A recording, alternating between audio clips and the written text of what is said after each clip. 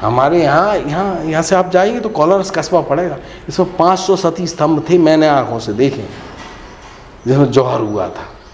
बाबर जब चंदेरी गया था तो कोलारस लूटा था, उसमें लड़ मारे थे, छोटी सी वो थी चौकी, उसमें लड़ मारे थे, 500 सती स्तंभ थे। हम लोग आज भी जाके, बहुत कम बचे, उन पर जाके पूजा करते हैं। ग्वालियर का साका हुआ, चंदेरी का साका हुआ, मतलब ग्वालियर में जब बाबर ने जीता विक्रमादित्य, जो मान सिंह तोमर का लड़का था, तो ग्वालियर केसर कुंड साका हुआ, चंदेरी का जौहर कुंड का साका हुआ, रायसेन के किले में साका हुआ। आप सोचो कहाँ हुआ ऐसा। दोस्तों नमस्कार। इस वक्त हम अपनी मध्य प्रदेश की यात्रा पर हैं और लगातार इस यात्रा में संयोग बनते जा रहे हैं। अभी इस कैमरे के उस ओर बैठे हैं अमन भाई, और उन्होंने परिचय दिया कि गुना में हमारे मित्र हैं अविनाश भारद्वाज जी। तो उनके पास एक ख़ास तरह की क्या कहें, ज्ञान की साधना कहें, जानकारी कहें, अनुभव कहें, तेजस्विता कहें, वो है, और उनसे मिला जाए।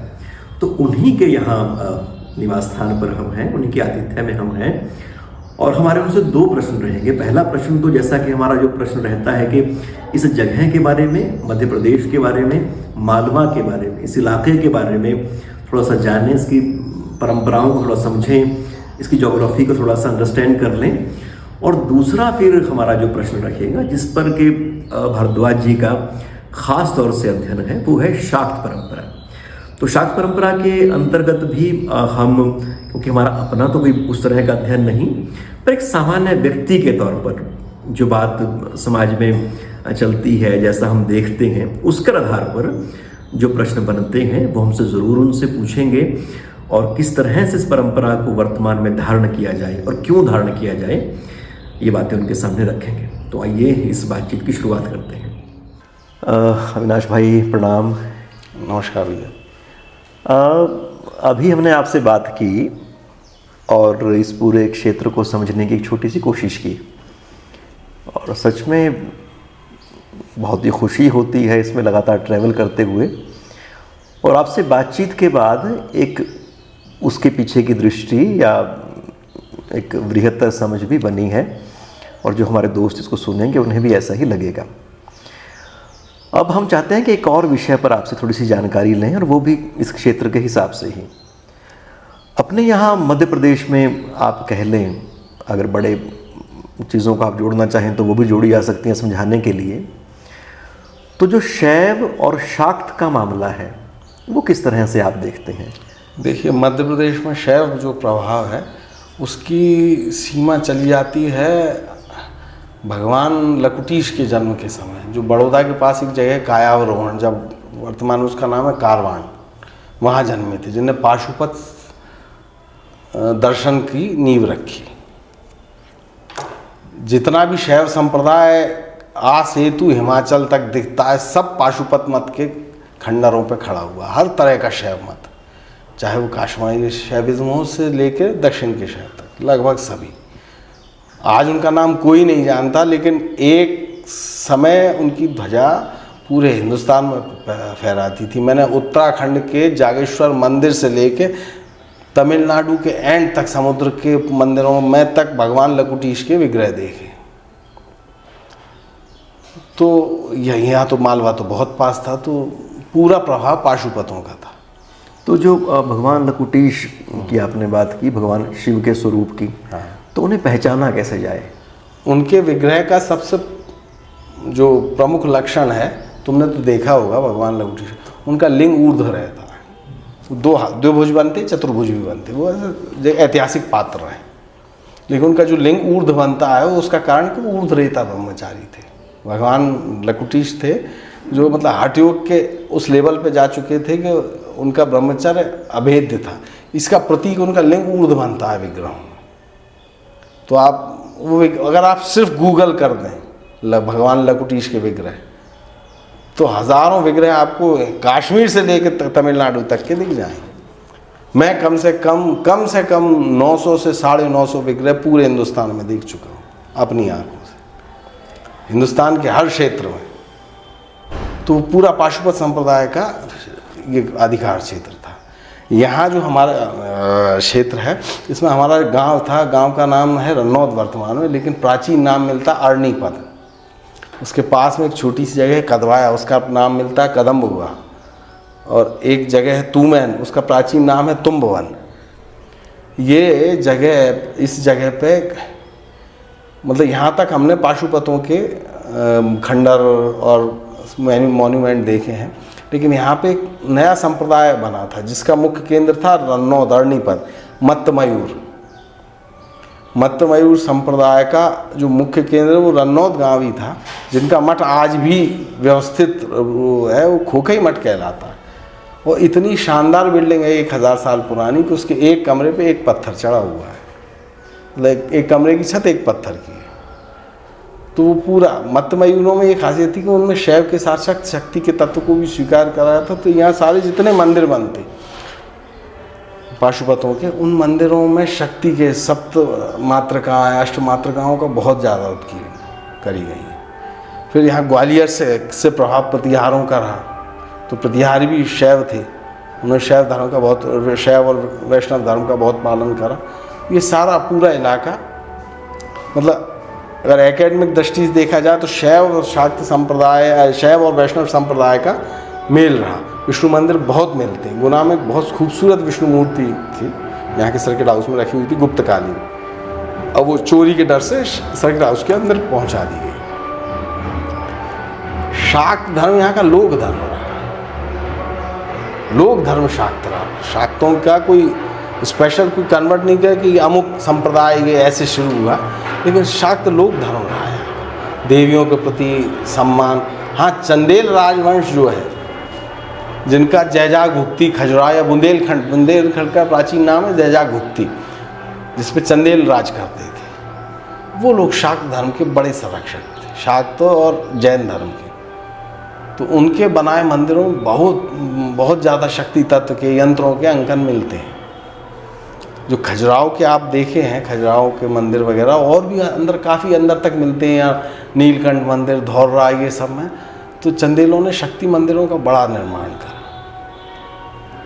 तो ये जो जगह है, इसमें शाक्त धर्म लोक धर्म भी रहा, और शैव धर्म में बड़ा एक व्यवस्थित रूप से आया, पाशुपतों के अंदर आया। तो मेरे जो गांव है अरनीपद, रन्नौद नाम है जिसका, वहाँ पे एक मठ है, खोखई मठ। मैं उसके पिक्स आपको दूंगा। इतना शानदार है, आप कहोगे नहीं कि ये 1000 साल पुराना मठ है। बाकायदा उसकी बनावट ऐसी है, गैलरी बनी हुई, बालकनी बनी हुई है उसमें पत्थर की, अभी तक नहीं टूटी हो।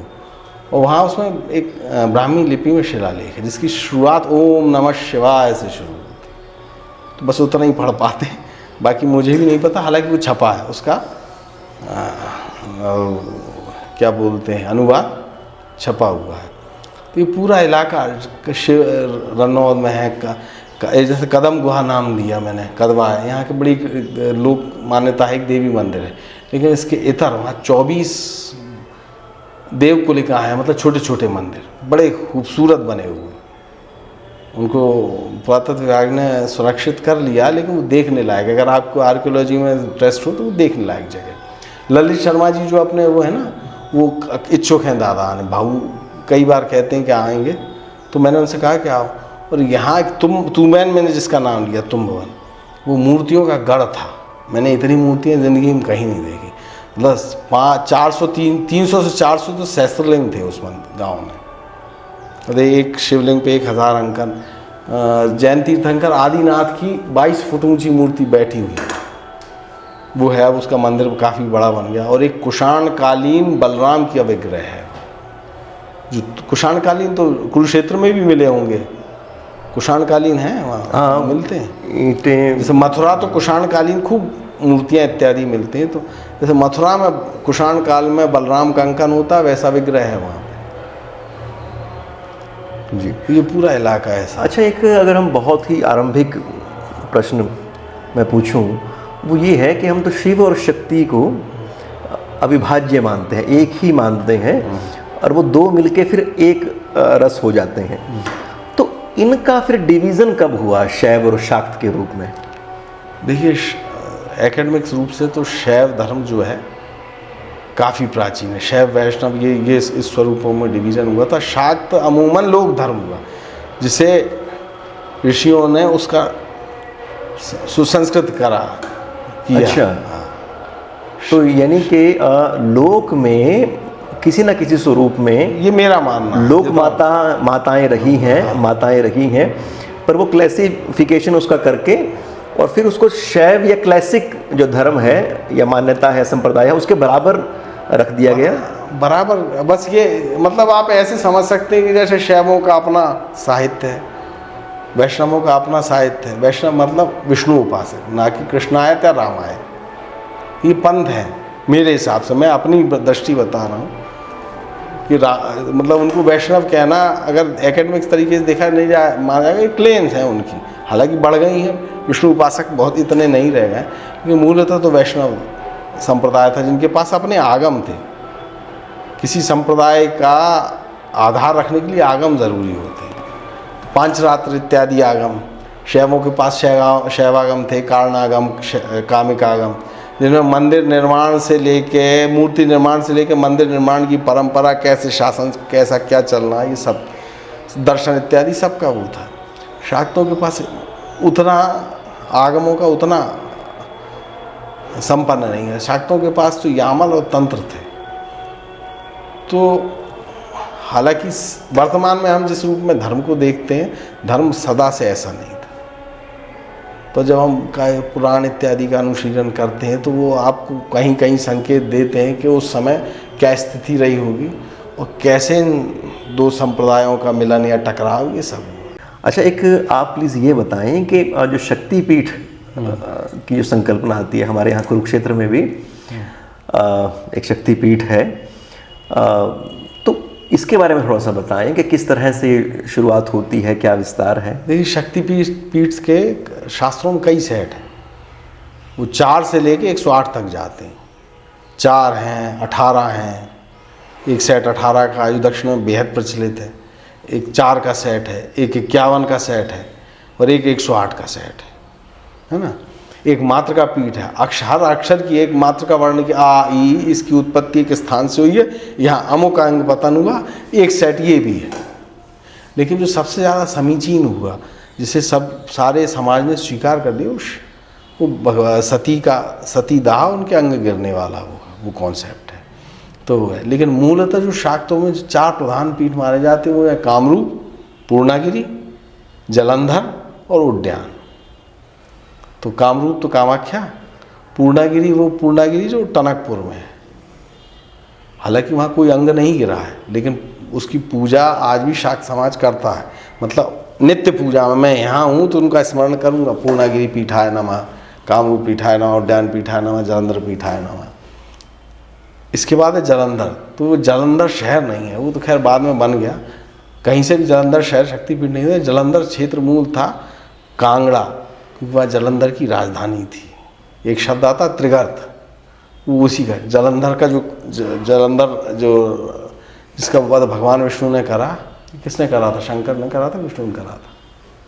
भगवान विष्णु ने किया था। हाँ, विष्णु ने करा था। हाँ, उसकी राजधानी वो कांगड़ा था। वो ही जलंधर शक्तिपीठ है, जिसे वज्रेश्वरी कहा जाता है मेरे अनुमान से। और कई जितने विद्वान हैं उनसे ये मैंने सुना है कि मूल जलंधर पीठ वज्रेश्वरी है, नगरकोट का किला। उद्यान पीठ में ये कहा जाता है कि जगन्नाथपुरी उद्यान पीठ है, लेकिन कुछ बहुत पुराने लोग कहते हैं कि उद्यान पीठ, ये बहुत बाद में इसको उपाधि मिली।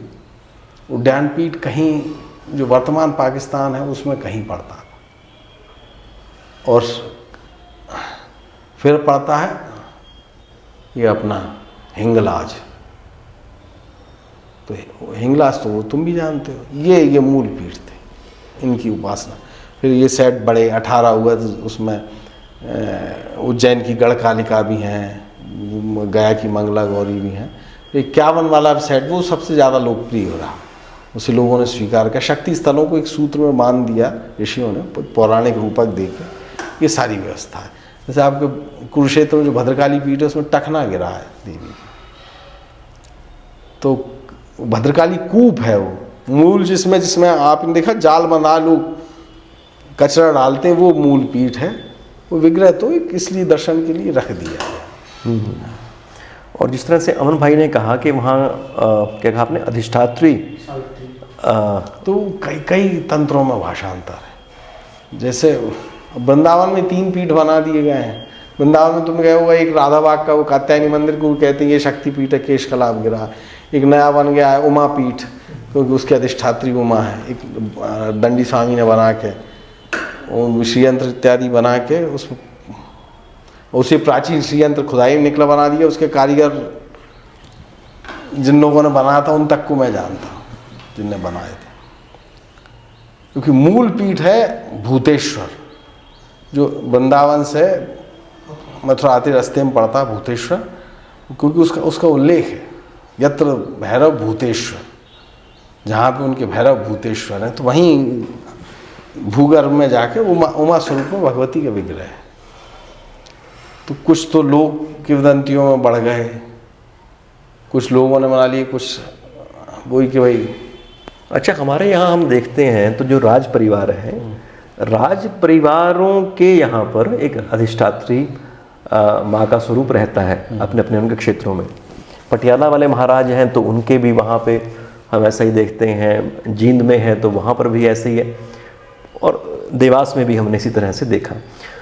तो ये राज्य उसके साथ माँ का जो जुड़ाव है वो कैसे सुनिश्चित होता है? शक्ति की चाह किसे नहीं है। जो राज्य बना रहा है, राज जैसे राज परिवार या कहीं या योद्धा, वो शक्ति का ही तो उपासक है, चाहे वो किसी स्वरूप में हो। तो लोक में शक्ति की प्रतीक भगवती है। तो अमूमन क्या आप देख राज परिवारों में, जैसे जयपुर के राज परिवार कुलदेवी जम्बाई माता है, लेकिन इष्ट देवी शिला देवी हैं जिनका आमेर में मंदिर है। वो मूलतः जो वो है वार ट्रॉफी है, मतलब उनके ऊपर कथा काफ़ी बनी हुई है कि उन्होंने सपना दिया, लेकिन जब उन्होंने बंगाल पे मानसिंह ने हमला करा, राजा मानसिंह ने, तो बंगाल में एक स्टेट थी जसोर, यशोहरेश्वर, उसके राजा थे प्रतापादित्य, बड़ा उद्भट योद्धा था, वो बड़ी मुश्किल से जीता गया उसे। तो वहाँ के जो पीठाधिष्ठात्री थी यशोहरेश्वरी, उनकी पालकालीन विग्रह कोई वार ट्रॉफी जैसे लेके आए, वो शिला देवी में स्थापित है। ऐसी मेवाड़ का राजवंश की बाण माता है, सिंधियाओं की मांडरे वाली माता है, होलकरों के अपने इष्ट विग्रह हैं, होलकरों के तो खंडोबा हैं मूल इष्ट। ऐसे कि सभी राज परिवारों के अपनी अपनी कुल देवता है, कुल देवी रही। शक्ति उपासना इसलिए कि युद्ध करना, और भगवती युद्ध प्रिय है, तो इसलिए दुर्गा महेश्वरी किसी ना किसी रूप में उन्होंने स्वीकार करके और शक्ति की आराधना करें। अच्छा, अगर हम बिल्कुल मौजूदा समय की बात करें, एक आम व्यक्ति की या उस तरह से बात करें, तो माँ की आराधना एक व्यक्ति के लिए क्यों आवश्यक है? समाज के लिए एक माँ की आराधना के क्या निहित अर्थ है? देखिए, ये तो एक स्वाभाविक व्यक्ति है कि आदमी अपनी माँ से बेहद प्यार करता है, ठीक है। तो उसे सबसे पहले जब भगवती को उपासना की तरफ उन्मुख होता है, वो एक बहुत एक साधारण, एक इसे कैसे एक प्राकृतिक सम्मान रहता है, इसमें मुझे कोई विशेष वो नहीं लगता। लेकिन आप कहेंगे हाँ, शक्ति उपासना, शक्ति की चाह में शक्ति की उपासना करी जाती है कि मुझे शक्ति प्रदान होगी, उसके साथ जो विधि निषेध इत्यादि का पालन करते करते उस स्थिति पर आदमी पहुँचेगा। शक्ति उपासना का मूल अर्थ तो यह है कि शक्ति का संग्रह करना, और जो शक्ति शाक्त धर्म था, लोक धर्म था। अब जैसे आप सामान्य देखें कई संप्रदायों का, अन्य संप्रदायों में कला का बाहुल्य है, लेकिन शक्ति संप्रदाय की कलाएं अगर देखी जाएं तो ऐसा नहीं, चित्रकारी यहाँ भी होती थी, गीत वगैरह सब होते थे, लेकिन शक्ति संप्रदाय कलाएं वो थी जो शक्ति संपन्न थी। युद्ध कला, मार्शल आर्ट, ये इत्यादि, राजनीति, अन्वीक्षकी, ये सब चीज़ें, ये अगर हम देखें यहाँ शाक्त में जो पूरी दिनचर्या रहेगी या एक पूरा विमर्श रहेगा, वो इस तरह का रहेगा जिससे आपके शक्ति के संधान में वृद्धि हो, और मतलब शक्ति से ही कल्याण संभव है, आपका अपना भी और विश्व का भी, और किसी तरह की कमजोरी एक तरह से सबसे बड़ा पाप है। आपको अपने अंदर की सारी कमजोरियों को धीमे धीमे धीमे वो ख़त्म कर देना, वो एक दिनचर्या के रूप में। आप एकदम ऐसे नहीं बन सकते कि आज मेरी दीक्षा हुई अब मैं शाक्त हूँ। आपको बस कॉलेज में एडमिशन हो गया है, अब आपका रिजल्ट आपके अंतिम समय में आपके सामने आए।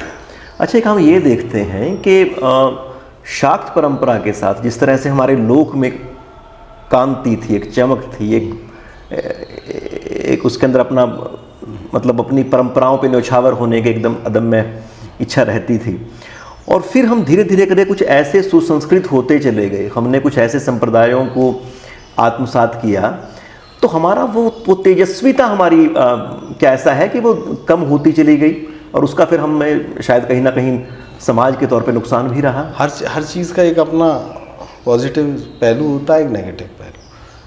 अब ये मान लीजिए, ये मेरा कहना, ये नहीं कि मैं निष्कर्ष दे रहा हूँ, ये मेरा मत है कि कलाओं का आधिक्य आदमी को किसी का मुँह नहीं रहने देता। किसी जब आप कला का अधिक कर लेंगे, कलाएं स्त्रियों का स्त्री सुलभ गुण है, कला उनके हाथ से निकलती।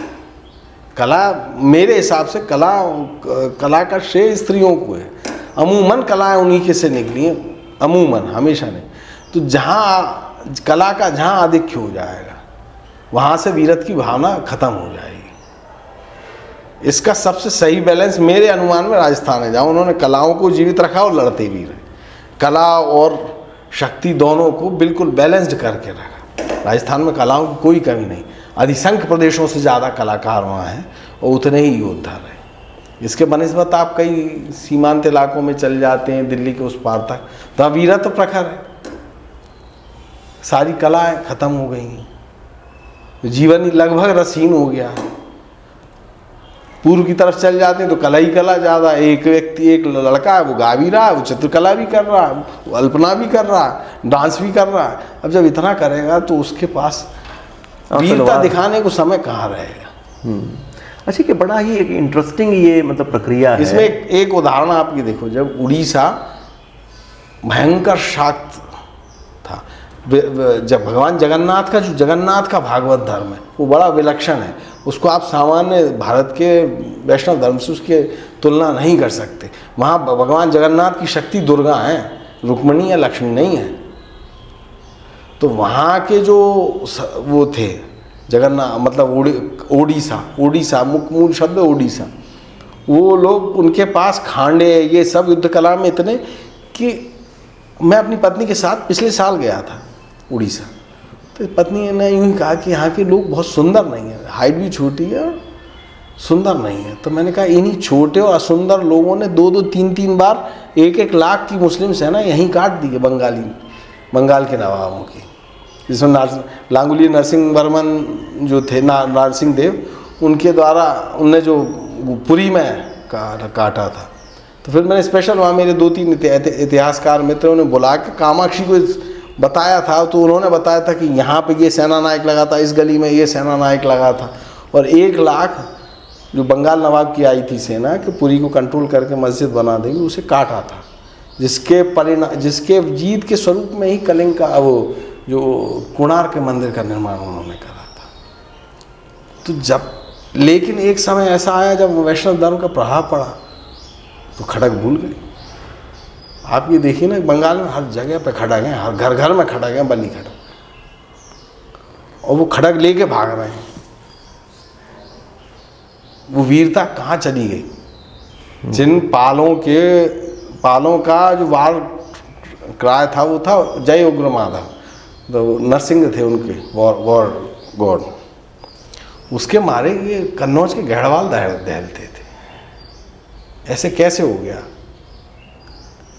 तो बस यही है कि आदमी जो मूलतः है वो उस चीज़ में नहीं जाता, मूल पीछे छुपा क्या है किसी भी। तो शक्ति के अभाव के व्यक्ति के जीवन में और समाज के जीवन में उसका तो दिखाई देते हैं। अच्छा, ये भी बड़ी इंटरेस्टिंग चीज़ है कि देखिए, हम शक्ति का एक तरह से माँ के स्वरूप का ध्यान करते हैं, और फिर हमारे अंदर का सही वीरत्व कहें, मतलब एक ताकत कहें, वो प्रकट होती है। और जहाँ पर नारी का या मातृत्व तत्व का निषेध है उस तरह से, वहाँ पर वो अज्ञात और मतलब दूसरे तरीके से कलाओं में उसी तत्व को खोजते हैं। यहाँ पर उस चीज़ को डायरेक्टली एक एड्रेस किया जाता है। आप ये देखिए कि ऐसा नहीं है वैष्णव धर्म में योद्धा नहीं है, विलक्षण योद्धा हुए, लेकिन उनमें कलाएं भी थी, लेकिन एक बराबर बैलेंस था। जहाँ ये कह दिया गया कि नहीं, जगत से कोई मतलब नहीं, सब भले हैं, बस हमें इनको रिझाना आया हो, वहाँ पे वो चीज़ फिर ख़त्म हो गई, इति हो गई। आपका योद्धा तत्व तो वहीं ख़त्म हो गया जहाँ पे वो रहा कि विष्णु के हाथ में सुदर्शन है। विष्णु बड़े मोहक हैं, बहुत स्वरूप है, लेकिन उनके हाथ में सुदर्शन है, कौमुदी गदा। सुदर्शन कौन है? कि जिनकी अग्नि से प्रलय अग्नि पनाह लेती है। मतलब सुदर्शन के जो चिंगारियाँ निकलती हैं वो इतनी भयंकर है कि प्रलय काल का जो अग्नि है वो भी दहशत खाती है। ये बहुत तो महत्वपूर्ण ये दर्शन जब तक दिमाग में रहेगा, आदमी जूझने को प्रवृत्त रहेगा। तो एक तरह से बिल्कुल माँ से ये शक्ति मिलेगी कि जो जीवन हमें माँ से मिला है उस जीवन की रक्षा कैसे की जाए, और न सिर्फ रक्षा, एक गौरवपूर्ण जीवन को कैसे बरकरार रखा जाए। इस मामले में आप राजस्थान को देख सकते हैं। मतलब मैं ऑब्सेस्ड हूँ अपने राजस्थान के प्रति, जबकि मैं राजस्थान में ही रह रहा हूँ। क्योंकि मतलब मैं बड़े गर्व से कहता हूँ कि दिल्ली जीती गई और 50 साल में बंगाल तक पहुँच गए थे। तुर्कों ने दिल्ली जीती, 50 साल में बंगाल तक पहुँच गए। 100 साल में वहाँ 50 साल में बंगाल ख़त्म हो गया था। बख्तियार खिलजी ने 1200-1400 घुड़सवारों में जीत लिया था। और राजस्थान को अगर हम इधर देखते, राजपुताने को तो 700-800 साल लड़ते रहे, बाकायदा लड़े। मतलब साका हो रहा, ये हो रहा, ठीक है, वक़्त आ गया, उनके मातहत हो गए, जब समय आया फिर लड़े, धर्म को बचाते रहे। यहाँ कई पीढ़ियाँ ऐसी हैं, कई परिवारों को ऐसा जानते हैं, यहाँ बीजकों का रखने का आज भी है। लोग जगह बोलते हैं, वो लोग रखते हैं पूरा। तो कई वंश ऐसे हैं जिसमें 40-40 पीढ़ी तक किसी ने 30 साल की एज नहीं देखी, मर गए लड़के। महाराणा मेवाड़ का एक बड़ी प्रसिद्ध उमराव घराना छोटी सादड़ी, उस वंश के 7 पीढ़ियों ने अपनी गर्दन कटवाई मेवाड़ गादी के लिए। तो वहाँ मेवाड़ गादी कोई वो नहीं थी कि वो धर्म के थे, धर्म के प्रतिनिधि थे। हमारे यहाँ से आप जाएंगे तो कोलारस कस्बा पड़ेगा, इसमें 500 सती स्तंभ थे, मैंने आंखों से देखे, जिसमें जौहर हुआ था। बाबर जब चंदेरी गया था तो कोलारस लूटा था, उसमें लड़ मारे थे, छोटी सी वो थी चौकी, उसमें लड़ मारे थे। 500 सती स्तंभ थे। हम लोग आज भी जाके, बहुत कम बचे, उन पर जाके पूजा करते हैं। ग्वालियर का साका हुआ, चंदेरी का साका हुआ। मतलब ग्वालियर में जब बाबर ने जीता, विक्रमादित्य जो मान सिंह तोमर का लड़का था, तो ग्वालियर केसर कुंड साका हुआ, चंदेरी का जौहर कुंड का साका हुआ, रायसेन के किले में साका हुआ। आप सोचो कहाँ हुआ ऐसा। तो शक्ति की उपासना ये है, असल शक्ति की उपासना तो ये है जी। बहुत सुंदर। ऐसे ही फिर से मौका लगे आपसे हम बात करें और खूब आनंद आए। जय माँ भवानी। जय माई।